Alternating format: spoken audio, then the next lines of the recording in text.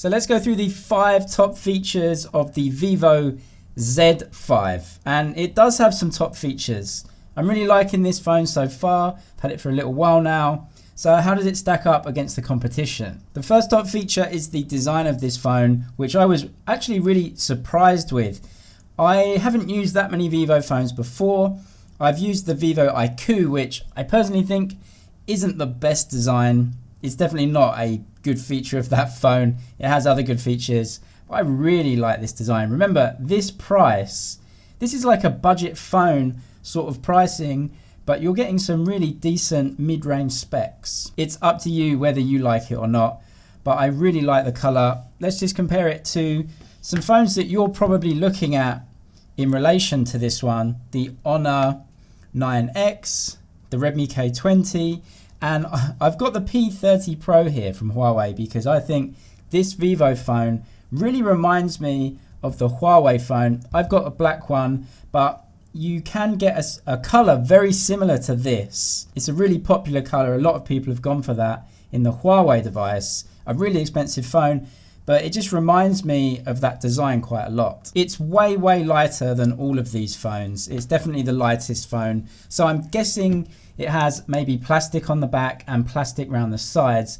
but it's not a detractor whatsoever. It's a really thin device. It's thin, it's light, but it feels well built. And it's definitely a positive feature of this phone. I haven't got a Realme X here, but I've reviewed one on the channel and I've had one before. And I would say that this is slimmer and a bit thinner than that, and definitely a bit smaller, although it does have a slightly smaller screen also. So the second great feature of this phone is the display, because it's an OLED display. And that's really good at this price point. Again, the Realme X has an OLED display, but if you're looking at the Honor 9X, this has an LCD display, which I know a lot of people were quite upset about. They wanted to switch over to OLED, so they wanted Honor to go over to OLED, but that's just not something that Huawei and Honor are doing at the moment. But Vivo has given us an OLED display, and it's just what you expect. It's got good clarity, it's got good colors and contrast.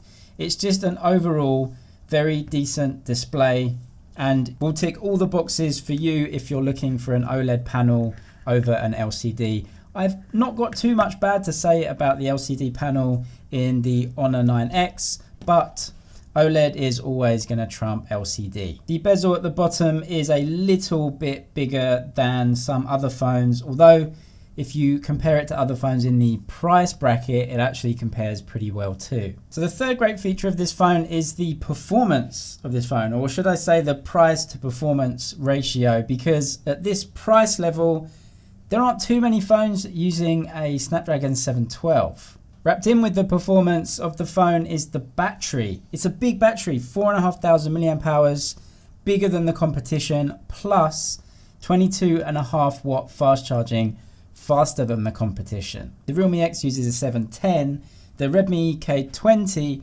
that uses a 730, but it is way more expensive than the starting price of the Vivo Z5. So a Snapdragon 712 is a little bit of an upgrade over a 710. You probably won't see too much day to day, but it is a newer chip and it is an upgraded, slightly more powerful chip than the 710. But that means it's more expensive, so having it in a device with a starting price of 1598 in China anyway is a really good thing. If you want to compare that again quickly to the Honor 9X, well, this has a new Kirin 810 processor, which in my tests anyway, slightly outperformed the Snapdragon 730. So it will probably definitely outperform the 712 as well. But again, in day-to-day usage, I think for the price of this, which is the cheapest of all the phones I've mentioned, it's a good deal. That 712 chip also allows 4K video recording in this too. So you've got that if you need it. And also you can shoot those 48 megapixel shots if you want to turn it on in the settings. So the fourth main feature of the phone is the camera. And I have to say again, for the price, you don't usually get 2 imaging units. The Realme X, main competitor of this phone, I think, has one main 48 megapixel sensor, and a depth sensor. The Redmi K20 does have an ultra wide and a zoom, but again, it's way more expensive than this phone. At this price, you don't often get two. So you get an ultra wide and the main 48 megapixel sensor. You also get a depth sensor as well at 5 megapixels. I've not been massively impressed with the camera. Maybe it's Vivo's software, or maybe I just haven't used it enough and compared it, but a couple of the shots I got weren't the best. One was a little bit out of focus and one wasn't exposed that well. So I have to test it a little bit more. Stay tuned for camera comparisons. They're definitely coming versus all the other phones, all the other competition. So subscribe if you want to see that. Overall, the specs are very good. You get 4K video recording, and you can also record video from that ultra wide camera, which is a big positive of this phone versus the Realme X, which doesn't have one at all. So that's a positive, although the jury is still out on whether this really is going to beat the Honor 9X with Huawei's software and imaging capabilities, because this Honor took some really good shots, and we'll have to see them side by side. You can make up your own choice. All right, so the fifth main feature of the phone is FunTouch OS. It comes with a new version, FunTouch 9.1, slightly updated to FunTouch 9, which has come in previous models. So what's different about this to other phones?